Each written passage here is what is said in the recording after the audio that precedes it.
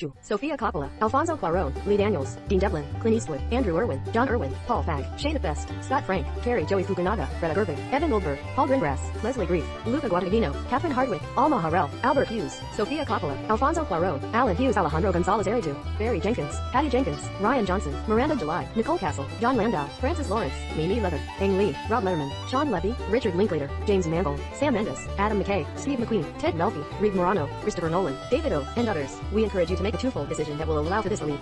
Either by allocating unspent CARES funds to programs for industries such as theaters or by implementing new proposals such as Restart, in addition to the 150,000 people who work in cinemas across the country.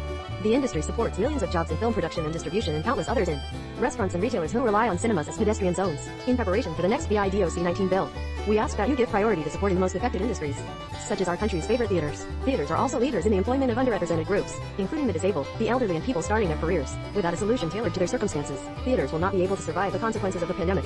COVID has hit companies hard, and theaters are no exception. The last movie I saw in the theater was Invisible Man, and that was a long time ago. Our country cannot afford to lose the social, economic, and cultural value that theaters offer. AMC cinemas have just lost $561 million.